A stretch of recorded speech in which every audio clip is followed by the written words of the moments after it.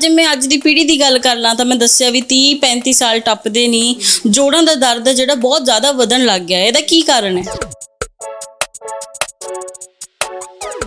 ਪਹਿਲਾਂ ਵੀ ਹੁੰਦਾ ਸੀਗਾ ਵੀ ਦੇਸੀ ਘਿਓ ਆਪਣੇ ਬਜ਼ੁਰਗ ਖਾਂਦੇ ਸੀਗੇ, ਕੋਈ ਚੀਜ਼ਾਂ ਦਾ ਪਰਹੇਜ਼ ਨਹੀਂ ਹੁੰਦਾ ਸੀ, ਛਿਲਕੇ ਵਾਲੀਆਂ ਦਾਲਾਂ। ਪਰ ਜੇ ਮੈਂ ਅੱਜ ਗੱਲ ਕਰ ਲਾਂ, ਕਿਸੇ ਨੂੰ ਆਪਾਂ ਡਾਕਟਰ ਦੇ ਕੋਲ ਜਾ ਕੇ ਟੈਸਟ ਕਰਵਾਉਂਦੇ ਹਾਂ ਤਾਂ ਸਭ ਤੋਂ ਪਹਿਲਾਂ ਆਪਣਾ ਘਿਓ ਤੇ ਡਾਇਰੀ ਪ੍ਰੋਡਕਟਸ ਜਿਹੜੇ ਨੇ, ਜੇ ਜੋੜਾਂ ਦਾ ਦਰਦ ਹੋ ਰਿਹਾ ਤਾਂ ਉਹ ਚੀਜ਼ ਬੰਦ ਕਰਦਾ ਆ। ਸ਼ਾਰਟ ਟਰਮ ਰਿਜ਼ਲਟਸ ਆਪਾਂ ਛੇਤੀ ਭਾਲਦੇ ਹਾਂ ਵੀ ਛੇਤੀ ਆਪਾਂ ਨੂੰ ਕੋਈ ਇੱਕ ਰਿਜ਼ਲਟ ਮਿਲ ਜਾਵੇ, ਵੀ ਅੱਖਾਂ ਮੀਚੀਏ ਸਵੇਰੇ ਆਪਣੇ ਗੋਡੇ ਠੀਕ ਹੋਣ। ਅਤੇ ਉਸ ਚੱਕਰ ਦੇ ਵਿੱਚ ਕਈ ਜਿੱਦਾਂ ਡਾਕਟਰਸ ਉਹਨਾਂ ਨੂੰ ਕੰਸਲਟ ਕਰ ਦਿੰਦਾ ਜਾਂ ਗਲਤ ਕੰਸਲਟੇਸ਼ਨ ਦੇ ਵਿੱਚ ਫਸ ਜਾਂਦੇ ਨੇ। ਆਪਰੇਸ਼ਨ ਕਰਵਾਉਣਾ ਜ਼ਰੂਰੀ ਸਮਝਦੇ ਨੇ ਵੀ ਜੇ ਛੇਤੀ ਠੀਕ ਹੋਣਾ ਤਾਂ ਆਪਰੇਸ਼ਨ ਕਰਵਾ ਲਓ। ਤੁਹਾਡੇ ਹਿਸਾਬ ਦੇ ਨਾਲ ਆਯੁਰਵੇਦਾ ਦੇ ਵਿੱਚ ਜੇ ਮੈਂ ਗੱਲ ਕਰ ਲਾਂ ਜਾਂ ਉੱਦਾਂ ਨੋਰਮਲੀ ਗੱਲ ਕਰ ਲਾਂ ਵੀ ਕੀ ਆਪਰੇਸ਼ਨ ਕਰਾਉਣਾ ਸਹੀ ਹੈ? ਵੀ ਜੇ ਆਪਣੇ ਜੋੜਾਂ ਦਾ ਦਰਦ ਹੋ ਰਿਹਾ, ਜਿਵੇਂ ਗੋਡਿਆਂ ਦਾ ਦਰਦ ਹੋ ਗਿਆ, ਵੀ ਉਹਦੇ ਲਈ ਆਪਰੇਸ਼ਨ ਕਰਵਾਉਣਾ ਸਹੀ ਹੈ? ये देखिए आयुर्वेदिक जितनी भी मेडिसिन्स हैगियां ਉਹ ਪਹਿਲੀ ਗੱਲ ਤਾਂ ਇਹਨਾਂ ਦੇ ਕੋਈ ਸਾਈਡ ਇਫੈਕਟਸ ਨਹੀਂ ਹੈਗੇ, ਕੋਈ ਹਾਰਮਫੁਲ ਇੰਪੈਕਟਸ ਨਹੀਂ ਹੈਗੇ। ਪਲਾਂਟ ਬੇਸਡ ਮੈਡੀਸਿਨਸ ਹੁੰਦੀਆਂ ਨੇ, ਮੈਕਸਿਮਮ ਪਲਾਂਟ ਬੇਸਡ ਹੁੰਦੀਆਂ ਨੇ। ਕੁਝ ਮੈਡੀਸਨ ਜਿਹੜੀਆਂ ਨੇ ਉਹ ਮੈਟਲ ਬੇਸਡ ਹੁੰਦੀਆਂ ਹੈਗੀਆਂ, ਜਿਹਨੂੰ ਆਪਾਂ ਭਸਮਾ ਕਹਿ ਦਿੰਦੇ ਨੇ, ਲੇਕਿਨ ਉਹ ਵੀ ਭਸਮਾ ਵੀ ਬਹੁਤ ਜ਼ਿਆਦਾ ਇਫੈਕਟਿਵ ਹੁੰਦੀਆਂ ਨੇ, ਯੂਜ਼ਫੁਲ ਹੁੰਦੀਆਂ ਨੇ, ਜਿਵੇਂ ਚਾਂਦੀ ਦੀ ਜਾਂ ਸੋਨੇ ਦੀ ਜਾਂ ਮੋਤੀ ਦੀ। ਇਹ ਸਾਰੀਆਂ ਚੀਜ਼ਾਂ ਜਿਹੜੀਆਂ ਹੈਗੀਆਂ ਕਿਤੇ ਨਾ ਕਿਤੇ ਐਡੀਬਲ ਫਾਰਮ 'ਚ ਹੀ ਆ ਜਾਂਦੀਆਂ ਨੇ। ਤੁਸੀਂ ਸੁਣਿਆ ਹੋਣਾ ਪੁਰਾਣੇ ਜ਼ਮਾਨੇ ਦੇ ਵਿੱਚ ਰਾਜੇ ਮਹਾਰਾਜੇ ਸੋਨੇ ਦੇ ਬਰਤਨਾਂ 'ਚ, ਭਾਂਡਿਆਂ 'ਚ ਖਾਣਾ ਖਾਂਦੇ ਸੀ। ਕਿਉਂ ਖਾਂਦੇ ਸੀ? ਕਿਉਂ ਐਡਵਾਈਜ਼ ਕਰਦੇ ਸੀ? ਐਲੋਪੈਥਿਕ 'ਚ ਨੋਰਮਲੀ ਕੀ ਹੁੰਦਾ ਹੈਗਾ ਕਿ ਜਿਹੜੇ ਵੀ ਉਹਨਾਂ ਦੇ ਪੇਨ ਕਿਲਰ ਹੈਗੇ ਸਿੰਥੈਟਿਕ ਕੈਮੀਕਲ ਬੇਸਡ ਮੈਡੀਸਿਨਸ ਹੁੰਦੀਆਂ ਨੇ। ਉਹ ਕਿਤੇ ਨਾ ਕਿਤੇ ਜਦੋਂ ਲੌਂਗ ਟਰਮ 'ਚ ਤੁਸੀਂ ਉਹਨਾਂ ਦੇ ਬਿਲਕੁਲ ਮਗਰ ਪੈ ਰਹੋਗੇ ਤਾਂ ਉਹ ਤੁਹਾਨੂੰ ਕਿਤੇ ਨਾ ਕਿਤੇ ਨੁਕਸਾਨ ਬਹੁਤ ਜ਼ਿਆਦਾ ਕਰਦੀਆਂ ਹੈਗੀਆਂ। ਤੁਸੀਂ ਆਪਾਂ ਤਾਂ ਹਜ਼ਾਰਾਂ ਸਾਲਾਂ ਤੋਂ ਹਲਦੀ ਜਿਹੜੀ ਹੈਗੀ ਯੂਜ਼ ਕਰੇ ਜਾ ਰਹੇ।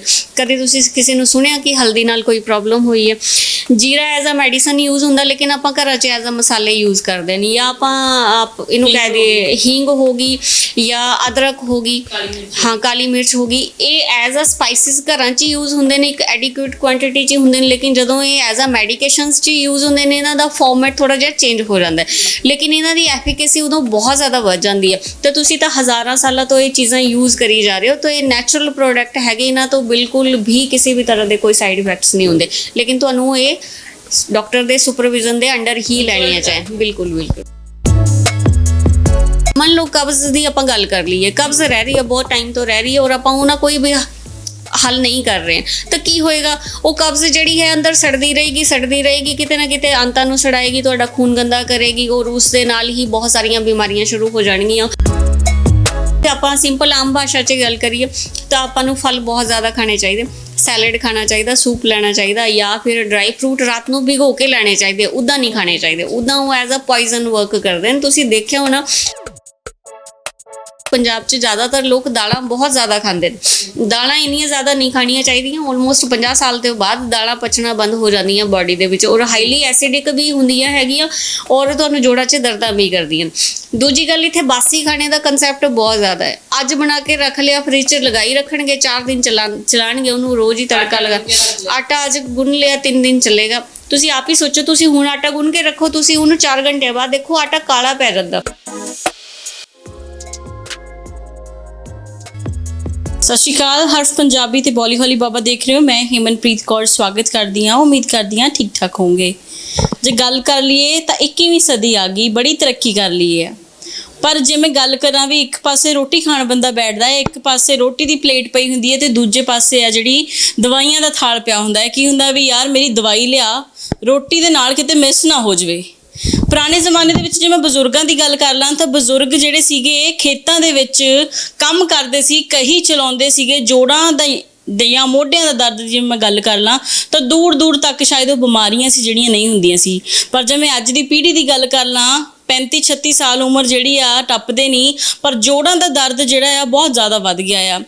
ਇਸ ਜਿਹੜੀ ਬਿਮਾਰੀ ਆ ਆਯੁਰਵੇਦਾ ਦੇ ਵਿੱਚ ਤਾਂ ਜੜ ਤੋਂ ਇਲਾਜ ਆਪਾਂ ਕਿਵੇਂ ਕਰਵਾ ਸਕਦੇ ਹਾਂ, ਕਿਵੇਂ ਜਿਹੜਾ ਆ ਇਸ ਬਿਮਾਰੀਆਂ ਤੋਂ ਛੁਟਕਾਰਾ ਪਾ ਸਕਦੇ ਹਾਂ। ਸਾਡੇ ਨਾਲ ਮੈਮ ਬੈਠੇ ਨੇ, ਡਾਕਟਰ ਸ਼ਾਇਦਾ ਆਯੁਰਵੇਦਾ ਸਾਡੇ ਨਾਲ ਹੋਣਗੇ। ਇਸ ਜਿਹੜੀ ਬਿਮਾਰੀ ਬਾਰੇ ਸਾਨੂੰ ਜਾਣਕਾਰੀ ਦੇਣਗੇ ਵੀ ਆਯੁਰਵੇਦਾ ਦੇ ਵਿੱਚ ਜਿਹੜਾ ਇਹਦਾ ਇਲਾਜ ਹੈ ਕਿਸ ਤਰੀਕੇ ਦੇ ਨਾਲ ਕੀਤਾ ਜਾਂਦਾ ਹੈ, ਕਿਸ ਚੀਜ਼ਾਂ ਦੀਆਂ ਜਿਹੜੀਆਂ ਨੇ ਪ੍ਰੀਕਾਸ਼ਨਸ ਆਪਾਂ ਲੈ ਕੇ ਰੱਖ ਸਕਦੇ ਹਾਂ ਜਿਹੜੀ ਬਿਮਾਰੀ ਤੋਂ ਛੁਟਕਾਰਾ ਪਾਉਣਾ ਹੈ। ਸਭ ਤੋਂ ਪਹਿਲਾਂ ਮੈਮ ਦਾ ਸਵਾਗਤ ਕਰਦੇ ਹਾਂ। ਸਤਿ ਸ਼੍ਰੀ ਅਕਾਲ ਮੈਮ, ਠੀਕ ਠਾਕ ਹੋ? ਬਹੁਤ ਵਧੀਆ। ਅੱਛਾ ਮੈਮ, ਜੋੜਾਂ ਦਾ ਦਰਦ ਦੀ ਮੈਂ ਗੱਲ ਕੀਤੀ ਆ, ਮੇਨ ਜੇ ਆਪਾਂ ਗੱਲ ਕਰ ਲਈਏ ਜੋੜਾਂ ਦਾ ਦਰਦ ਕੀ ਹੁੰਦਾ ਆ? ਜੋੜਾਂ ਦਾ ਦਰਦ ਦੇਖੋ, ਇਹ ਤਾਂ ਇੱਕ ਸਿੰਪਲ ਆਮ ਡੈਫੀਨੇਸ਼ਨ ਹੈ ਕਿ ਜੋੜਾਂ 'ਚ ਦਰਦ ਹੋ ਗਿਆ, ਲੇਕਿਨ ਅੱਗੇ ਜੇ ਆਪਾਂ ਇਹਨੂੰ ਫਰਦਰ ਇਨਵੈਸਟੀਗੇਟ ਕਰੀਏ ਤਾਂ ਇਹ ਅੱਗੇ ਬਹੁਤ ਜ਼ਿਆਦਾ ਡਿਫਰੈਂਟ ਬਿਮਾਰੀਆਂ 'ਚ ਤਬਦੀਲ ਹੋ ਜਾਂਦਾ ਹੈ। ਸਟਾਰਟ ਜੋੜਾਂ ਦਾ ਦਰਦ ਤੋਂ ਹੀ ਹੁੰਦਾ ਹੈ, ਕਿਸੇ ਦੇ ਛੋਟੇ ਜੋੜ ਦੁਖਦੇ ਨੇ, ਕਿਸੇ ਦੇ ਵੱਡੇ ਜੋੜ ਦੁਖਦੇ ਨੇ, ਲੇਕਿਨ ਜਦੋਂ ਇਹ ਲੌਂਗ ਟਰਮ ਤੱਕ ਰਹਿੰਦਾ ਹੈਗਾ, ਕਦੇ ਗਠੀਆ ਬਣ ਜਾਂਦਾ ਹੈਗਾ, ਕਦੇ ਆਟੋਇਮਿਊਨ ਡਿਜ਼ੀਜ਼ ਬਣ ਜਾਂਦਾ ਹੈ, ਕਦੇ ਰੀੜ੍ਹ ਦੀ ਹੱਡੀ ਦਾ ਗਠੀਆ ਬਣ ਜਾਂਦਾ ਹੈ। ਇਸ ਤਰ੍ਹਾਂ ਦੀ ਬਹੁਤ ਜ਼ਿਆਦਾ ਅੱਗੇ ਵੇਰੀਏਸ਼ਨਸ ਹੈਗੀ। ਜੋੜਾਂ ਦਾ ਦਰਦ ਦਾ ਸਿੰਪਲ ਮਤਲਬ ਕਿ ਤੁਹਾਡੇ ਹੱਡੀਆਂ ਦੇ ਸਾਰੇ ਛੋਟੇ ਵੱਡੇ ਜੋੜ ਜਿਹੜੇ ਹੈਗੇ ਉਹ ਦੁਖਣਾ ਸ਼ੁਰੂ ਕਰ ਰਹੇ ਨੇ। ਅੱਛਾ ਮੈਮ, ਪੁਰਾਣੇ ਜ਼ਮਾਨੇ ਦੇ ਵਿੱਚ ਜੇ ਮੈਂ ਗੱਲ ਕਰ ਲਾਂ ਵੀ ਬਜ਼ੁਰਗ ਹੁੰਦੇ ਸੀਗੇ, ਖੇਤਾਂ ਦੇ ਵਿੱਚ ਖੁਦ ਕੰਮ ਕਰਦੇ ਸੀਗੇ, ਕਹੀ ਵੀ ਚਲਾਉਂਦੇ ਸੀ, ਖੇਤਾਂ ਦੇ ਵਿੱਚ ਕੰਮ ਵੀ ਕਰਦੇ ਸੀਗੇ, ਐਨ ਭਾਰੀ ਬੋਰੀਆਂ ਵੀ ਚੱਕਦੇ ਸੀ। ਪਰ ਜੇ ਮੈਂ ਅੱਜ ਦੀ ਪੀੜ੍ਹੀ ਦੀ ਗੱਲ ਕਰ ਲਾਂ ਤਾਂ ਮੈਂ ਦੱਸਿਆ ਵੀ 30-35 ਸਾਲ ਟੱਪਦੇ ਨਹੀਂ, ਜੋੜਾਂ ਦਾ ਦਰਦ ਜਿਹੜਾ ਬਹੁਤ ਜ਼ਿਆਦਾ ਵਧਣ ਲੱਗ ਗਿਆ। ਇਹਦਾ ਕੀ ਕਾਰਨ ਹੈ? ਇਹਦਾ ਕਾਰਨ ਹੈਗਾ, ਸਾਰਿਆਂ ਤੋਂ ਵੱਡੀ ਚੀਜ਼ ਅੱਜ ਕੱਲ੍ਹ ਦਾ ਜਿਹੜਾ ਖਾਣ ਪਾਨ ਹੈਗਾ ਉਹ ਸਾਰਿਆਂ ਤੋਂ ਅਹਿਮ ਭੂਮਿਕਾ ਇਸ ਚੀਜ਼ ਦੇ ਵਿੱਚ ਨਿਭਾਉਂਦਾ ਜਿਨ੍ਹਾਂ ਨੂੰ ਜੋੜਾਂ ਦਾ ਦਰਦ ਹੁੰਦਾ ਹੈਗਾ। ਦੂਜਾ ਹੈਗਾ ਸਟ੍ਰੈਸ ਦਾ ਬਹੁਤ ਜ਼ਿਆਦਾ ਲੈਣਾ, ਇਮੋਸ਼ਨਲ ਸਟ੍ਰੈਸ ਜਾਂ ਕੰਮ ਤੋਂ ਰਿਲੇਟਡ ਸਟ੍ਰੈਸ ਜਾਂ ਕਿਸੇ ਵੀ ਤਰ੍ਹਾਂ ਦਾ। ਤੁਸੀਂ ਦੇਖਿਆ ਹੋਣਾ ਅੱਜ ਕੱਲ੍ਹ ਬਹੁਤ ਜ਼ਿਆਦਾ ਮਰੀਜ਼ ਇੱਦਾਂ ਦੇ ਹੈਗੇ ਜਿਨ੍ਹਾਂ ਨੂੰ ਡਿਪਰੈਸ਼ਨ ਜਾਂ ਐਂਗਜ਼ਾਇਟੀ ਦੀ ਵੀ ਸ਼ਿਕਾਇਤ ਨੋਰਮਲੀ ਰਹਿਣਾ ਸ਼ੁਰੂ ਹੋ ਗਈ ਹੈ। ਜਦੋਂ ਵੀ ਆਪਣੇ ਇਮੋਸ਼ਨਸ ਵੀ ਡਿਸਟਰਬ ਹੁੰਦੇ ਹੈਗੇ, ਉਹ ਵੀ ਆਪਾਂ ਨੂੰ ਕਿਤੇ ਨਾ ਕਿਤੇ ਸਾਡੇ ਸਰੀਰ 'ਚ ਬਹੁਤ ਫਰਕ ਪੈਂਦੇ ਨੇ।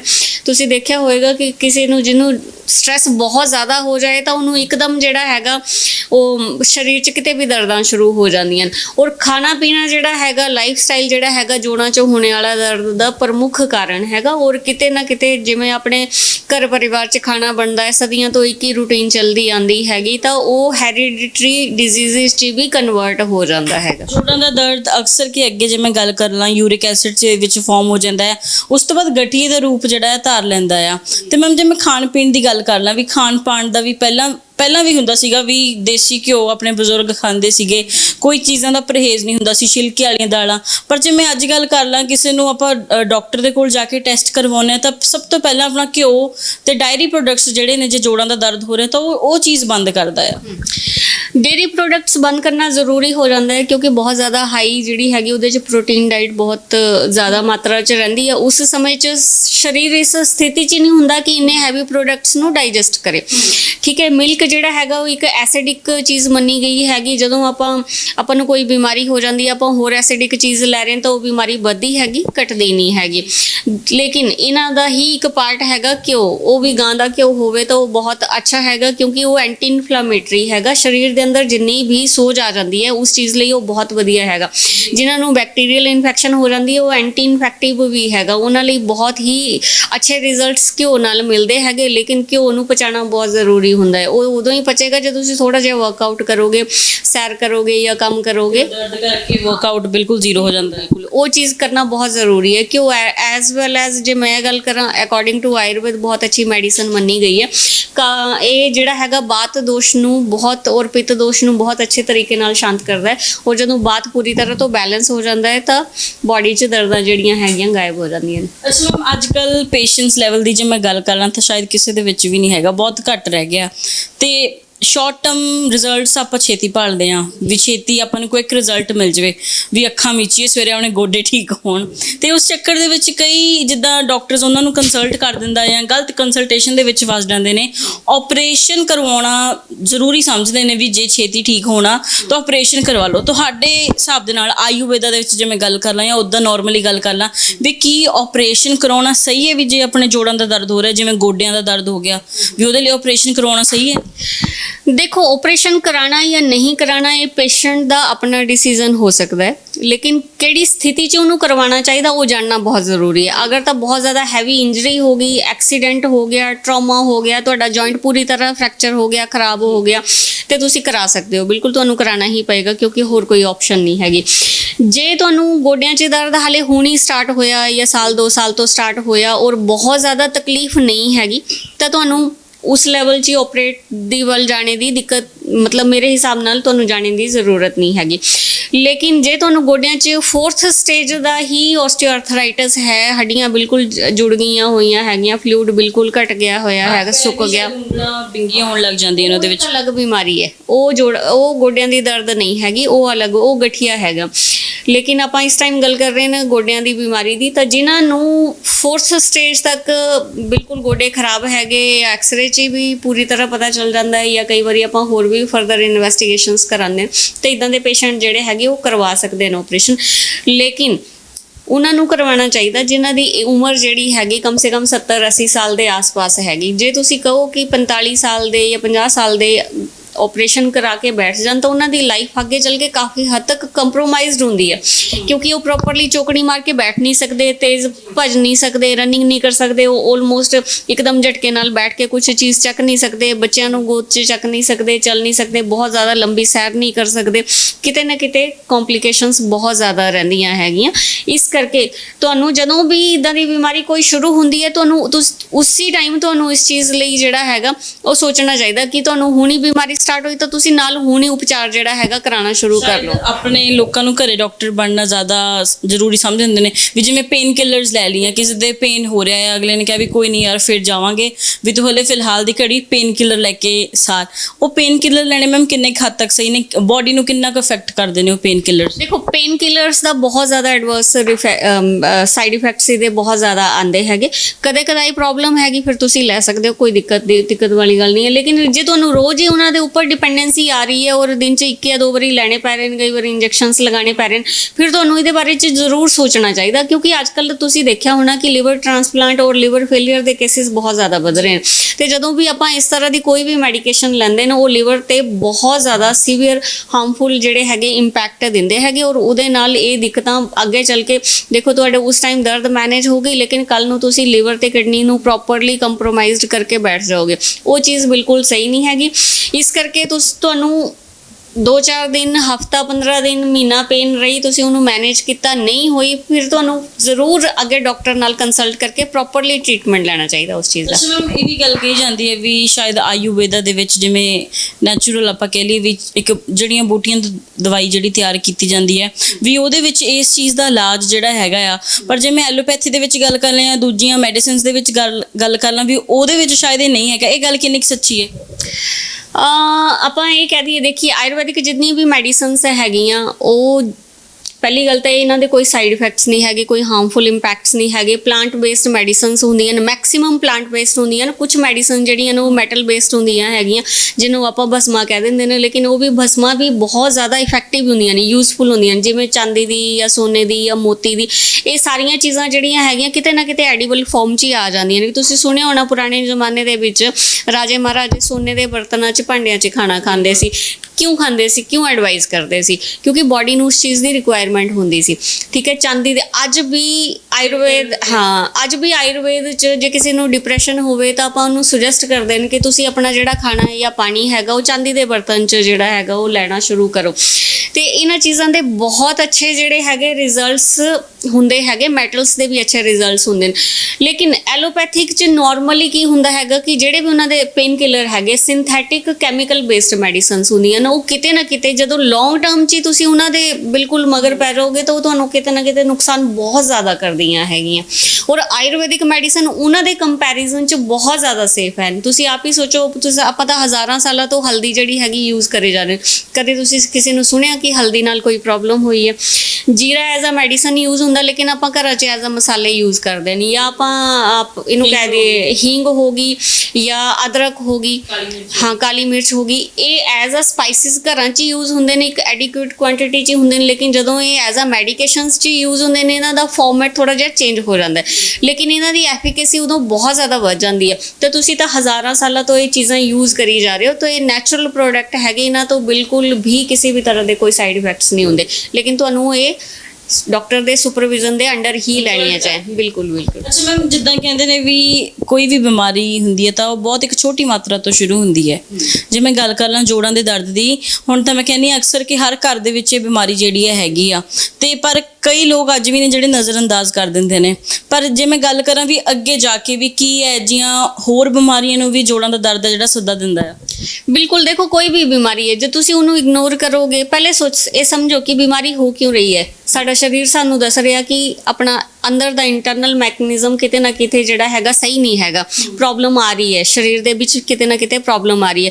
ਤਾਂ ਉਹ ਤੁਹਾਨੂੰ ਐਜ਼ ਅ ਸਿੰਪਟਮਸ ਤੁਹਾਨੂੰ ਦੱਸ ਰਿਹਾ ਕਿ ਇਹ ਦਿੱਕਤ ਆ ਰਹੀ ਹੈ, ਯੂਰਿਕ ਐਸਿਡ ਵੱਧ ਰਿਹਾ ਜਾਂ ਜੋੜਾਂ 'ਚ ਦਰਦ ਆ ਰਹੀ ਹੈ ਜਾਂ ਕਬਜ਼ ਹੋ ਰਹੀ ਹੈ ਜਾਂ ਕੁਝ ਵੀ ਹੋ ਰਿਹਾ। ਜਦੋਂ ਆਪਾਂ ਉਸ ਬਿਮਾਰੀ ਨੂੰ ਉੱਥੇ ਹੀ ਉਸ ਚੀਜ਼ ਦਾ ਸਮਾਧਾਨ ਕਰ ਦਿੰਦੇ ਨੇ, ਉਹ ਅੱਗੇ ਨਹੀਂ ਵਧੇਗੀ।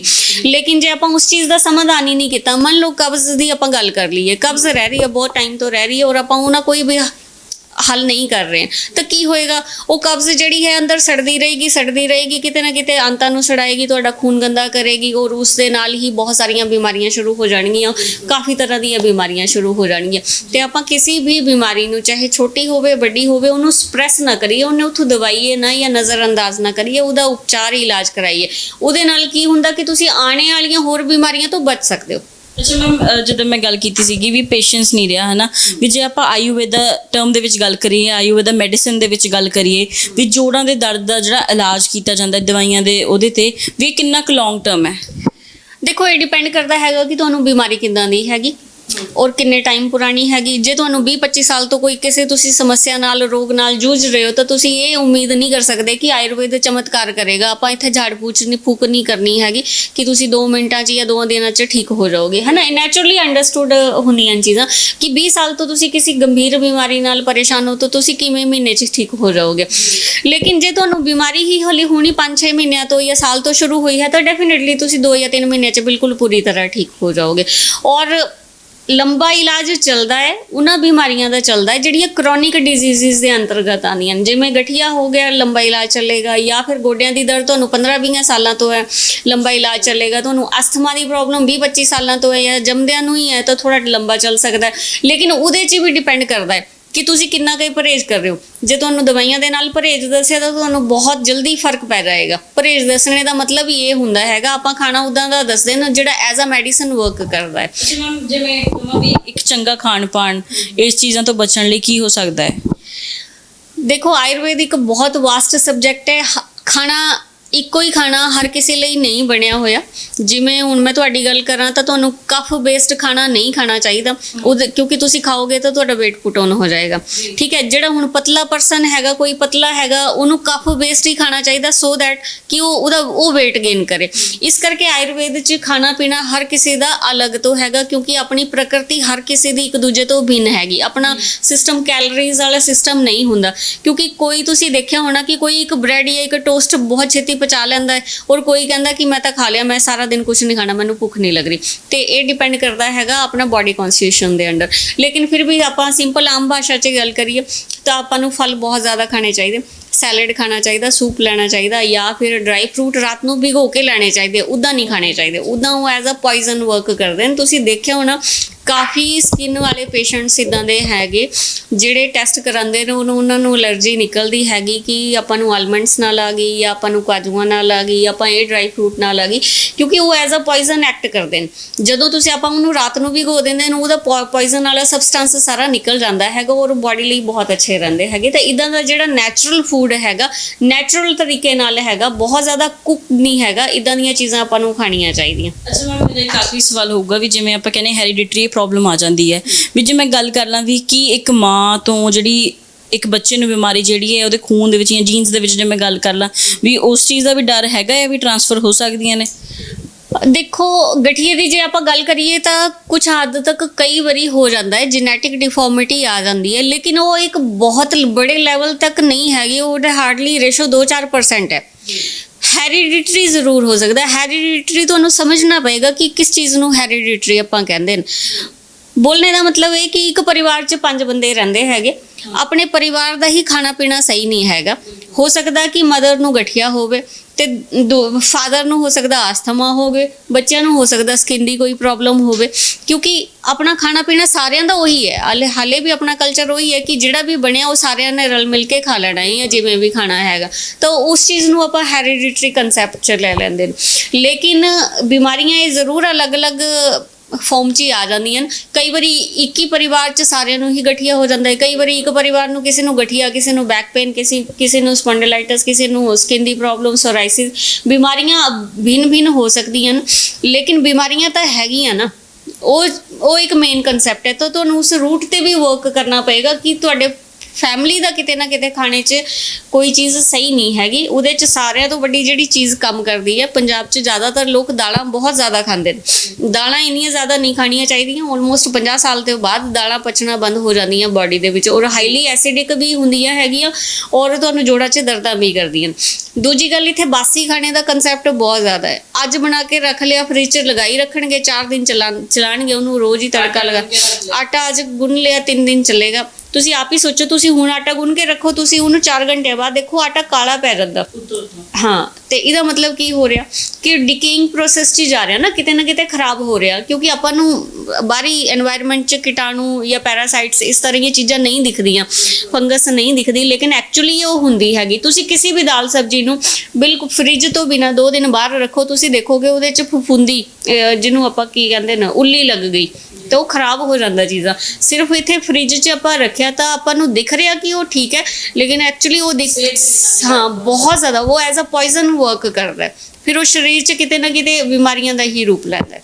ਮੈਮ ਜਾਣਕਾਰੀ ਕਾਫੀ ਦਿੱਤੀ ਆਪਾਂ ਨੇ ਸਰੋਤਿਆਂ ਨੂੰ। ਮੈਂ ਕਹੂੰਗੀ ਵੀ ਆਪਣੇ ਕੰਟੈਕਟ ਨੰਬਰ ਜ਼ਰੂਰ ਬੋਲ ਦਿਓ ਤਾਂ ਕਿ ਕਿਸੇ ਨਾਲ ਗੱਲਬਾਤ ਕਰਨੀ ਹੈ, ਕੋਈ ਇਸ ਬਿਮਾਰੀ ਤੋਂ ਜਿਹੜਾ ਜੂਝ ਰਿਹਾ, ਲੌਂਗ ਟਾਈਮ ਤੋਂ ਫਸਿਆ ਹੋਇਆ ਹੈ, ਪਰ ਆਯੁਰਵੇਦਾ ਦੇ ਵਿੱਚ ਜਿਹੜਾ ਦਵਾਈ ਦਾ ਜਿਹੜਾ ਇਲਾਜ ਕਰਵਾਉਣਾ ਚਾਹੁੰਦਾ ਹੈ, ਆਪਣੀ ਜਿਹੜੀਆਂ ਜੋੜਾਂ ਦਾ ਦਰਦ ਹੈ, ਮੈਂ ਕਹੂੰਗੀ ਆਪਣਾ ਨੰਬਰ ਜ਼ਰੂਰ ਬੋਲ ਦਿਓ। ਹਾਂਜੀ, ਆਪਣਾ ਜਿਹੜਾ ਹਸਪੀਟਲ ਹੈ, ਵੈਸੇ ਤਾਂ ਪੰਜਾਬ 'ਚ 4 ਹੈਗੇ। ਲੁਧਿਆਣਾ ਮੇਨ ਹਸਪੀਟਲ ਹੈਗਾ, ਬੱਸ ਸਟੈਂਡ ਦੇ ਬਿਲਕੁਲ ਨਾਲ ਹੈ, ਮਾਡਲ ਟਾਊਨ 'ਚ। 92 165 35500 ਹੈ ਆਪਣਾ ਫੋਨ ਨੰਬਰ ਹੈਗਾ। ਹੋਰ ਵੀ ਫੋਨ ਨੰਬਰ ਕਾਫੀ ਹੈਗੇ, ਨੀਚੇ ਸਕਰੀਨ 'ਚ ਫਲੈਸ਼ ਹੋ ਜਾਣਗੇ, ਜਾਂ ਤੁਸੀਂ ਆਪਣੇ ਸੋਸ਼ਲ ਪਲੇਟਫਾਰਮ 'ਚ ਕਿਤੇ ਵੀ ਜਾ ਕੇ, ਵੈਬਸਾਈਟ ਵਗੈਰਾ 'ਚ ਜਾ ਕੇ ਦੇਖ ਸਕਦੇ ਹੋ। ਬਹੁਤ ਬਹੁਤ ਧੰਨਵਾਦ ਮੈਮ, ਬਹੁਤ ਜਾਣਕਾਰੀ ਦਿੱਤੀ ਹੈ।